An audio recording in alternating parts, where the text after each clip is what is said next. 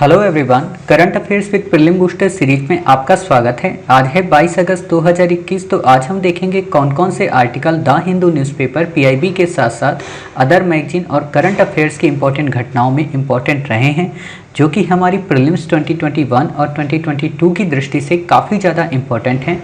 तो चलिए शुरू करते हैं। जैसा कि आप देख रहे हैं, आज है 22 अगस्त 2021। तो आज हम देखेंगे पीआईबी के साथ साथ द हिंदू में कौन कौन से आर्टिकल इंपॉर्टेंट रहे हैं। आज का जो हमारा पहला आर्टिकल है वो है जन शिक्षण संस्थान। काफ़ी इंपॉर्टेंट है, आपसे क्वेश्चन पूछा जा सकता है क्योंकि इसे कई जगह पे आपसे घुमाया जा सकता है। ठीक है, तो पहला तो आपसे ये पूछा जा सकता है कि जन शिक्षण संस्थान की स्थापना कब हुई। तो इसे सोसाइटी पंजीकरण अधिनियम 1860 के अंतर्गत रजिस्टर्ड किया गया। ठीक है, जब भी ये सोसाइटी पंजीकरण अधिनियम आता है ना, तो ये एज इट इज़ क्या होता है कि सोसाइटी के वेलफेयर के लिए इसे बनाया जाता है। मतलब ये कॉन्स्टिट्यूशन के किसी अमेंडमेंट के द्वारा नहीं आता है। मतलब आप एक तरीके से ये कह सकते हैं कि भारत सरकार या संसद के द्वारा इसे रेगुलेट नहीं किया जाता है। एज ए सोसाइटी, मतलब नॉट फॉर प्रॉफिट के बेस पे इसे रेगुलेट किया जाता है। ठीक है, इसे भारत सरकार के 100% अनुदान के साथ शुरू किया गया था। खासतौर पे इसे इम्प्लीमेंट किया जाता है कई सारे एनजीओज़ के माध्यम से मिलके, मतलब जो गैर सरकारी संगठन हैं वो लोग इसको मिलकर रन करते हैं।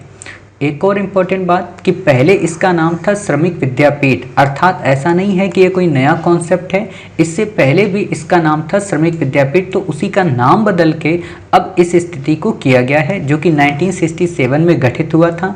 एनजीओ के माध्यम से लागू किया जाता था। ठीक है, तो आपसे बस सिंपल सी बात है, यही क्वेश्चन पूछेगा कि जन शिक्षण संस्थान को हाल ही में गठित किया गया। तो बिल्कुल भी नहीं, इसका नाम बस बदला गया है। समझ गए होता क्या है? यहाँ पे नाम से समझ में आ रहा है क्या? जन शिक्षण संस्थान मतलब जो आम जन है उनको शिक्षा देना। किस चीज़ की शिक्षा देना?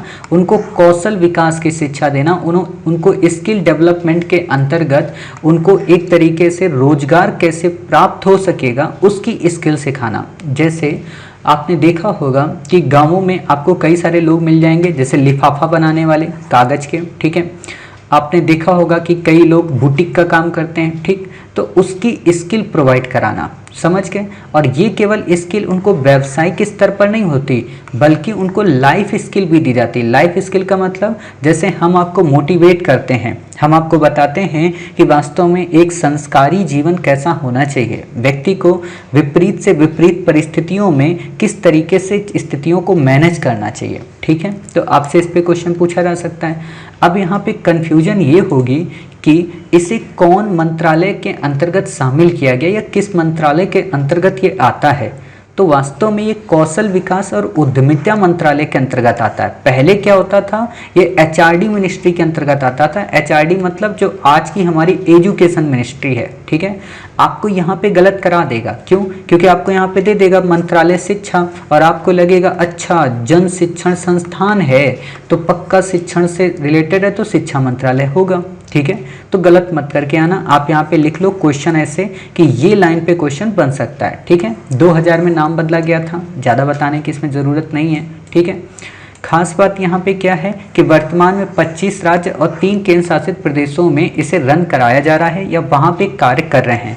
आपको ये भी दे सकता है कि ये भारत के सभी राज्यों में है, सभी केंद्र शासित प्रदेशों में है, तो ऑप्शन आपका गलत हो जाएगा। ठीक है, चलिए अगला आर्टिकल है हमारा पोलियो का। आपको अच्छे से पता है कि इस समय अफगानिस्तान में तालिबान का शासन शुरू हो जाने के कारण अफगानिस्तान के आम जन लोग अपने आसपास के मुल्कों में पनाह ले रहे हैं, जिस कारण भारत में भी कई सारे लोग आए, चाहे वो अफगानिस्तान के हों या फिर पाकिस्तान के कुछ लोग हों। तो भारत सरकार इस बात से चिंतित हो गई। क्यों? क्योंकि अफगानिस्तान और पाकिस्तान दुनिया के दो ऐसे देश केवल बचे हैं जहां पर अभी भी पोलियो के केसेस मिलते हैं। ठीक है, पोलियो क्या है? ये एक वायरल संक्रामक रोग है और आपको पता होना चाहिए 2014 में भारत पोलियो मुक्त देश बन गया था, जिसे WHO ने रेटिफाई किया। ठीक है, तो अब यहाँ पे 2 केसेस हैं 2 देशों में, तो यहाँ के लोग जब इंडिया आएंगे तो उनको भी पोलियो होगा ही। ठीक है, तो उनकी पोलियो की देखभाल करने के लिए, उनमें पोलियो का टीकाकरण का बढ़ावा देने के लिए सरकार ने फिर से अपना पोलियो प्रोग्राम लॉन्च किया है, तो इसलिए चर्चा में आया है। आपसे सिंपल सा क्वेश्चन कई बार कैसे पूछता है कि भारत से किन किन बीमारियों को एलिमिनेट किया जा चुका है अभी तक, जैसे दे देगा मलेरिया, डेंगू, पोलियो, है ना। तो आप बता देना साहब पोलियो को अभी तक समाप्त किया जा चुका है, समझ गए। चलिए अब यहाँ पे क्वेश्चन एक क्या पूछेगा कि पोलियो जो होता है वो किससे होता है, तो वायरल है, मतलब वायरस से होता है। और ख़ास बात जानते हो इसका टीका कैसे बनता है, इसका टीका 2 तरीके से बनता है, ठीक है। मतलब यही होता है ना कि जो चीज़ें हमें पैदा करती हैं वही चीज़ें हमारे लिए एक तरीके से वरदान भी साबित होती हैं। जैसे आप लोग देखे होंगे कि सांप जो होता है उसका जहर कई बार दवा के रूप में भी काम आता है, ठीक है। तो इसमें क्या होता है कि जो पोलियो को इन्फेक्ट करने वाले जो वायरस होते हैं वो 3 टाइप के होते हैं। तो उन तीनों वायरस जो जिंदा हैं, ठीक है, उन तीनों को एक डब्बे में बंद कर दिया जाता है और तीनों जब आपस में यहाँ पे हो जाते हैं बंद तो इन्हीं से एक दवा बन जाती, मतलब ये तीनों आपस में लड़ते रहते हैं, जिंदा होते हैं, ठीक है। और इनका घोल बना दिया जाता है पीस के। अब कुछ बच्चों को लग रहा होगा अच्छी सर क्या आप गंदी गंदी बातें बता रहे हो, तो बात ये एक रियलिटी है ना। तो इन गंदे गंदे कीड़ों को आपस में मिला दिया गया और आपको 2 बूंद पोलियो की पिला दी गई। तो अब आप समझ सकते हो कि आप अभी तक जितनी भी पोलियो की खुराक पिए हो वो सब के सब जिंदा कीड़े थे, वो आपके पेट के अंदर जाते हैं और पूरे पेट में टहल टहल के जितने भी पोलियो के इन्फेक्टेड वायरस होते हैं उनको मार देते हैं, मतलब आपस में ही लड़ मर के मर जाते हैं, ठीक है। तो एक तो ये है। दूसरा यहाँ पे क्या कराया गया था, दूसरी जो दवा बनी थी उसमें ये तीनों पोलियो के वायरस को मार के, ठीक है, मतलब उनको शरणावस्था में एक तरीके से करके मोक्ष प्राप्ति कराने के बाद उनकी दवा बनाई गई और उसको क्या किया गया, इंजेक्शन के द्वारा बॉडी में इंजेक्ट किया गया। जैसे इस समय आप कोरोना वैक्सीन देखते हो, ठीक है। अब यहाँ पे मैं बात बता दूं, इंडिया में क्या है कि इंडिया में हमारे यहाँ हेल्थ वर्कर इतने अच्छे नहीं थे, हमारे पास इतनी ब्रॉड लेवल पे हेल्थ फैसिलिटीज़ उपलब्ध नहीं थी जिस कारण हम उनको इंजेक्शन दे पाते। तो सरकार ने सोचा क्यों ना हम पोलियो की इस दवा का उपयोग करें जिसमें केवल 2 बूंद ही पिलाए जाएं, मतलब बूंद पिलाना है कोई भी पिला देगा, अब 2 की 3 भी चली जाएंगे तो कोई दिक्कत थोड़ा ना होगा। लेकिन आपने देखा होगा 2 ही बूंद पिलाया जाता था संडे, है ना। अमिताभ बच्चन जी इसके एडवर्टाइज करते थे 2 बूंद जिंदगी के, है ना। तो इसका कोई वैसे तो इलाज नहीं है, मतलब कोई दवा नहीं है, बट टीकाकरण के माध्यम से इसे हम रोक सकते हैं। तो इतनी बातें मैंने आपको बता दी। 2 तरीके, ओरल पोलियो, ओरल का मतलब ऊपर से डाला गया, इंजेक्टेबल का मतलब इंजेक्शन लगाया गया, ठीक है। अब पीने जाना पोलियो फिर बताना, हालांकि आपके जो बच्चे होंगे ना उनको तो पोलियो का टीका फिर भी लगता है, 2-3 टीके उनको लगते हैं, ठीक है, तब समझ जाओगे आप खुद ही। भारत को WHO ने 2014 में पोलियो मुक्त घोषित कर दिया था। भारत सरकार ने मिशन इंद्रधनुष चलाया था। आपको बता दें मिशन इंद्रधनुष तो ये पोलियो से भी रिलेटेड है, मतलब कई सारी बीमारियां, इन्फ्लुएंजा वगैरह इसमें शामिल हैं। एक मिशन इंद्रधनुष और है जो बैंकों से रिलेटेड है, बैंकों में NPA की समस्या को दूर करने से, ठीक है। अगर मैं भी आपको ऑप्शन में दे दे इंद्रधनुष के संदर्भ में और मिशन इंद्रधनुष और वहाँ पे पोलियो वगैरह न दिया हो बीमारी, केवल बैंक दिया हो, तो समझ जाना कि हाँ बैंक से ही रिलेटेड है, ठीक है। तो इतनी बातें क्लियर हो गई। अब बात आती है सिंधु घाटी की भाषाई संस्कृति। अभी हाल ही में रिसर्च हुआ है, तो रिसर्च में ये सामने आया कि सिंधु के जो लोग थे वो कई भाषाई परिवार के लोग वहाँ पे रहते थे। मतलब जैसे हम लोग द्राविड़ पढ़ते हैं, ठीक है, हम लोग संस्कृत भाषा के लोगों को पढ़ते हैं, हम मंगोलाइट पढ़ते हैं, तो बिल्कुल एज इट इज़ वहाँ पे भी ऐसे ही कुछ लोग रहते थे। आपको वो नहीं याद रखना क्योंकि वो एक रिसर्च का विषय है और वो हिस्ट्री ऑप्शनल का विषय है। बट आर्टिकल आया था तो उसमें कई ऐसे वर्ड थे जिस पे मे बी क्वेश्चन पूछा जा सकता है। जैसे आपसे क्वेश्चन पूछा जा सकता है कि प्राचीन भारत में अक्कादियन शब्द से क्या आशय था। अक्का है ना, अक्का, आ आदि का पूरी दा, ठीक है, अक्कादियन। तो आप बता देना साहब अक्कादियन वास्तव में मेसोपोटामिया के क्षेत्र में बोली जाने वाली एक भाषा है। मेसोपोटामिया का जो क्षेत्र है वो वास्तव में आपका क्या होता है, ये इराक का रीजन, ये जो है ना आपका ये इराक का रीजन मेसोपोटामियन का रीजन कहलाता है, ठीक है। और ये आपका पाकिस्तान और भारत का जो क्षेत्र है ये आपका हड़प्पा का रीजन कहलाता है, ठीक। तो अब आपसे अगर क्वेश्चन पूछा जाए अक्कादियन क्या है तो आप बता दोगे ना कि मेसोपोटामिया क्षेत्र में बोली जाने वाली एक भाषा है। दूसरी बात कि सुमेरिया जो वर्ड आता है, जैसे आपने कई नाम सुने होंगे, सुमेरिया, दिलमुन, ठीक है, माकन, मेलुआ, है ना, ये सब क्या है, नाम है, अलग अलग क्षेत्र के लोकल नाम, ठीक है।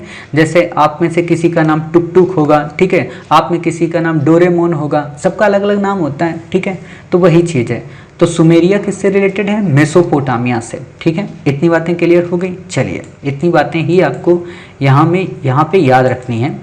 अब बात आती है, क्या हड़प्पा के लोगों को लोहे का ज्ञान था? तो बिल्कुल भी नहीं। अभी मैंने हाल ही में, आज ही शायद एक देवी जी ने क्वेश्चन मुझे भेजा था कमेंट बॉक्स में नहीं, पर्सनली भेजा था टेलीग्राम पे। तो उसमें एक क्वेश्चन दिया था, शायद CDS का क्वेश्चन था, शायद मुझे याद नहीं है, CDS या CPF का क्वेश्चन था। तो क्वेश्चन उसमें क्या दिया था कि भारत में जो शहरीकरण है, ठीक है, वो उच्च लौह तकनीक के माध्यम से कृषि अधिशेष का परिणाम है, द्वितीय शहरीकरण, ठीक है।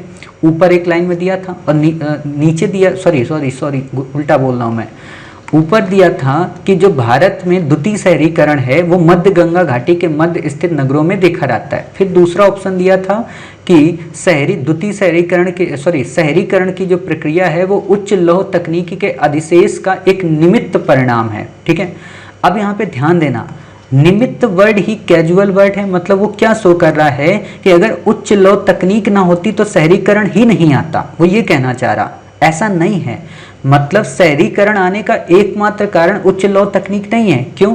क्योंकि हड़प्पा में भी तो शहरीकरण आया था, बट वहां पे तो लोहा था नहीं, वहां पे तो कांसा था, मतलब लोहा एकमात्र कारण नहीं है। तो वो ऑप्शन फिर गलत हो जाता है, वो रीजनिंग वाला क्वेश्चन था, ठीक है। मंदिरों और महलों का अभाव मिलता है, अर्थात यहाँ पे मूर्तियां तो मिली हैं बट मंदिर नहीं मिले। यूपीएससी ने एक बार क्वेश्चन पूछा है कि हड़प्पा सभ्यता में बड़े बड़े मंदिरों की मतलब उपस्थिति देखी गई है। तो नए बच्चे जो कभी नहीं पढ़ते हैं एंशिएंट इंडिया, उनको लगता है अरे भाई मातृ देवी की मूर्ति मिली थी तो पक्का मंदिर भी बनाए होंगे, तो ऐसा नहीं है, ठीक है। अगला आर्टिकल आता है माजुली। माजुली क्या है? ये असम में एक आइलैंड है, द्वीप है, जो कि ब्रह्मपुत्र जो रिवर है उस पे मतलब अवस्थित है, ठीक है। अभी हम आपको दिखा देंगे। वहीं पे एक झील है मणिपुर में, लोकटक, ठीक है। लोकटक झील की खास बात क्या है? यहाँ पे फुमडी है। फुमडी का मतलब पूरा का पूरा एक झील है। झील में छोटे छोटे बीच बीच में मिट्टी के गाद वाले या कहें छोटे छोटे आइलैंड है मिट्टी के, जिसमें घास फूस उगती है। तो उसी में से एक आइलैंड है फुमडी, जिसमें वो झील देखने को मिलती है, ठीक है। और यहीं पे है केबुल लामजाओ नेशनल पार्क, जो कि संघाई हिरण के लिए एक नेचुरल हैबिटेट है, मतलब संघाई हिरण यहाँ पे प्राकृतिक रूप से पाया जाता है या कहें स्थानिक है। IUCN में इंडेंजर्ड है। पूर्वोत्तर भारत की सबसे बड़ी मीठे पानी की झील है, ठीक है। तो यहाँ पे काफी सारे आपको तथ्य मिल गए। एक तो लोकटक झील मिल गया, एक तो आपको क्या मिला, माजुली आइलैंड मिल गया, आपको मणिपुर मिल गया, फुमडी मिल गया, केबुल लामजाओ नेशनल पार्क मिल गया और आपका संघाई हिरण मिल गया। तो अब हम इतनी सारी चीजें देख लिए, तो एक बार मैप में भी हम देख लेते हैं, ठीक है। तो मैप में जब आप देखेंगे तो माजुली आइलैंड हम आपको दिखाते हैं। ये देखिए माजुली आइलैंड, ठीक है। यहाँ पे आपको ये मिलेगा, देख रहे हो आप, ये ब्रह्मपुत्र रिवर के पास में बना हुआ है, ठीक है। ये यहाँ पे तो गोलाबारी है, मुझे माजुली आइलैंड आपको दिखाना है, ठीक है। बेसिकली यहाँ पे शायद, एक मिनट रुकिए, माजुली यहाँ पे इसने दिखाया नहीं हमको इसने घुमा दिया है ना, होता है ना कई बार कुछ लोग होते हैं घुमा देते हैं, तो वही ये है। ये देखो माजुली, अब शायद आपको दिखाएगा। यहाँ पे ये देखो है, ये पूरा का पूरा आइलैंड है। क्यों? क्योंकि ये नदियों से घिरा हुआ है पूरी तरह से, ठीक है। आपने यहाँ पे इसको देखा, जैसे आप यहाँ पे देख लो, ठीक है। आप जब IAS बन जाएंगे तो आपको यहाँ पे जाने को मिलेगा, ठीक है। आप अपना आराम से घूमिएगा नॉर्थ ईस्ट के रीजन में, ठीक। तो ये देख सकते हैं आप। अब यहाँ पे मुझे आपको क्या दिखाना है, केबुल लामजाओ नेशनल पार्क, ठीक है। केबुल लामजाओ नेशनल पार्क, ये देखो मणिपुर का है केबुल लामजाओ नेशनल पार्क, ठीक है। ये यहाँ पे है, समझ गए। तो ये चीज़ें आपने यहाँ पे देख ली। अब यहाँ पे मैं आपको दिखाता हूँ फुमडी, इसको कहते हैं, देखो फुमडी, ये जो देख रहे हो, ये छोटी छोटी बीच बीच में देखो गोलेदार है ना, ये पूरा का पूरा तैरता हुआ नेशनल पार्क लगता है, ये देख रहे हो है ना, इसको बोलते हैं फुमडी, समझ गए। ये देखो केबुल लामजाओ नेशनल पार्क है यहाँ पे, है ना। तो आप इतनी बातें यहाँ से समझ गए, ठीक। शायद यहाँ पे अगर ये देखो हवाई जहाज़ से ऐसा दिखता है ना, ये देख रहे हो छोटे छोटे गोलेदार पूरे, बिल्कुल ठीक है। अब ये मत कहना कि सर आप हवाई जहाज़ में टहल रहे थे क्या, बिल्कुल भी नहीं, मैं नहीं टहला था, मुझे आता भी नहीं है हवाई जहाज़ में उड़ना, है ना। ये देखो ऐसे बना हुआ है, समझ गए। तो ऐसी छोटी छोटी फुंडियाँ हैं यहाँ पे, और यहाँ पे इसको ऐसे बनाया गया है। इतनी बातें क्लियर हो गई। चलिए, मतलब आपका माजुली आइलैंड क्लियर हो गया असम में, लोकाटक झील आपकी क्लियर हो गई मणिपुर में, ठीक है। तो इतनी बातें आपकी जब क्लियर हो गई, ये तथ्य याद रखना, भूलना नहीं है, ठीक है। अगला आता है वैकल्पिक निवेश कोष। काफ़ी इंपॉर्टेंट क्वेश्चन है। अल्टरनेटिव इन्वेस्टमेंट फंड क्या होता है, आपसे यही पूछता है, अल्टरनेटिव ही देता है। तो आप ज़्यादातर इंग्लिश में ही इस चीज़ को याद करिए, आपसे क्वेश्चन पूछा जा सकता है। आप में से अधिकांश बच्चों ने हमसे इकोनॉमी की बुक सीरीज कवर कर ली है, तो आपको अच्छे से पता होगा इन्वेस्टमेंट फंड का मतलब क्या होता होगा कि किसी कंपनी में निवेश करना। अब किसी कंपनी में कोई निवेश करेगा तो कौन उसको रेगुलेट करेगा, आपने पढ़ा था सेबी, कि सेबी हर एक चीज को देखती है। तो सेबी ने क्या किया था, भारतीय प्रतिभूति और विनिमय बोर्ड 2012 के तहत इसको परिभाषित किया है कि आखिरकार हम किसे वैकल्पिक निवेश कोष कहेंगे। तो एक बार हम इसकी परिभाषा को पढ़ लें, फिर हम आपको इसका पूरा कॉन्सेप्ट क्लियर कर देते हैं, ठीक है। यह किसी ट्रस्ट या कंपनी या निकाय, कारपोरेट या लिमिटेड लायबिलिटी पार्टनरशिप के तौर पर किसी भी निजी रूप से जमा किए गए निवेश फंड, चाहे भारतीय हो या विदेशी स्रोतों को संदर्भित करता है, जो वर्तमान में सेबी के किसी भी विनियमन द्वारा कवर नहीं किया गया। मतलब क्या है, मतलब सिंपल सा है, ये कहना चाह रहा है कि वैकल्पिक निवेश कोष वास्तव में वो निवेश कोष होता है जिसको किसी भी भारतीय के द्वारा, किसी भी विदेशी के द्वारा, किसी भी ट्रस्ट के द्वारा, किसी भी कंपनी के द्वारा या किसी भी कॉरपोरेट में लोग इन्वेस्टमेंट करते हैं। अब खास बात क्या है कि ये जो इन्वेस्टमेंट होता है, ये सेबी के अधिनियम के अंतर्गत इसे परिभाषित नहीं किया गया होता है। मतलब सेबी ने इन्वेस्टमेंट के जो प्रोसेस बताए हैं कि आप यहाँ से इन्वेस्टमेंट ले सकते हैं, तो उसमें इसको डिफाइन नहीं किया गया है। सिंपल सी बात है, ये अलग से प्रोविजन आया है, ठीक है। तो आप इतनी बातें समझ गए। जैसे इसमें दिया है कि वर्तमान में सेबी के किसी भी विनियमन द्वारा इसे कवर नहीं किया गया। आपसे सिंपल सा क्वेश्चन पूछेगा वैकल्पिक निवेश कोष के बारे में। नंबर 1, इसे सेबी के तहत रेगुलेट किया रहता है। नंबर 2, इसे सेबी के विनियमन के द्वारा कवर नहीं किया गया है, ठीक है। तो आप इतनी बातें समझ गए। तो ये आप क्लियर हो गया कि इसके 2012 के तहत परिभाषित तो किया गया है, लेकिन इसके रेगुलेट करने के लिए सेबी के पास कोई भी अथॉरिटी मतलब नियमन नहीं है, ठीक। अब प्रश्न आता है कि अल्टरनेटिव इन्वेस्टमेंट फंड के अंतर्गत क्या क्या शामिल होता है। तो इसमें हेज फंड होता है। मैंने आपको म्यूचुअल फंड पढ़ाया था। म्यूचुअल फंड क्या बोला था, छोटे लोगों के लिए। हेज फंड क्या बताया था, बड़े बड़े उद्योगपतियों के लिए, ठीक है। फिर आता है वेंचर कैपिटल फंड। वेंचर का मतलब होता है निवेश करना, ठीक है। मतलब बड़े बड़े लोग आके किसी भी कंपनी में आके इन्वेस्ट करते हैं, उसको बोलते हैं वेंचर, ठीक है। प्राइवेट इक्विटी फंड, इक्विटी आपको बताया था कि इसमें शेयरधारी हिस्सा मिलती हैं। प्राइवेट का मतलब इंडिविजुअल रूप से कोई भी व्यक्ति अपना पैसा इन्वेस्ट करता है, तो उसको बोलते हैं private equity fund. Commodity fund, किसी भी वस्तु को हमने बेचा, उसी से संबंधित जो फंड जनरेट हुआ वो कहलाता है। डेट फंड आपसे नहीं पूछेगा। इंफ्रास्ट्रक्चर फंड आदि शामिल है, इनको याद ही नहीं करना है, ठीक है। बस इतना पता होना चाहिए आपसे, में भी हो सकता है ये लिस्ट आपको दे दे कि अल्टरनेटिव इन्वेस्टमेंट फंड के अंतर्गत निम्न में से क्या क्या शामिल होता है। तो आपको ये 6 पॉइंट पता हो कि हाँ, वेंचर कैपिटल फंड इसमें शामिल होता है, हेज फंड शामिल होता है, प्राइवेट इक्विटी फंड शामिल होता है, कमोडिटी फंड शामिल होता है, डेट फंड शामिल होता है, इंफ्रास्ट्रक्चर फंड शामिल होता है, ठीक है। बाकी आपको नहीं याद रखना है। अगला आर्टिकल है स्फूर्ति एवं चैंपियंस पोर्टल। आपसे कुछ भी नहीं पूछेगा, बस इतना पता हो कि हाँ, दोनों का संबंध किस विषय से है, एमएसएमई क्षेत्र से। आपसे सिंपल सा क्वेश्चन पूछेगा कि चैंपियंस पोर्टल का संबंध किससे है, एमएसएमई से, ठीक है। स्फूर्ति का किससे संबंधित है, एमएसएमई से। बाकी आपको यहाँ पे कुछ भी याद नहीं रखना है, ठीक है। और स्फूर्ति एक और है, रेलवे से रिलेटेड, ठीक है। बाकी वो आपको आएगा नहीं, स्फूर्ति या रफ्तार, ये सब रेलवे से हैं, आपसे इसमें नहीं पूछेगा।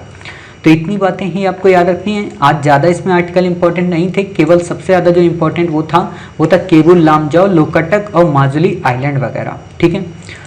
तो इस तरीके से आज का हमारा करंट अफेयर्स कंप्लीट हुआ। मिलते हैं हम अपने नेक्स्ट यानी कि 23 अगस्त के कुछ इंपॉर्टेंट आर्टिकल के साथ। अपना ख्याल रखिए, स्वस्थ रहिए। जय हिंद, जय भारत, वंदे मातरम, भारत माता की जय।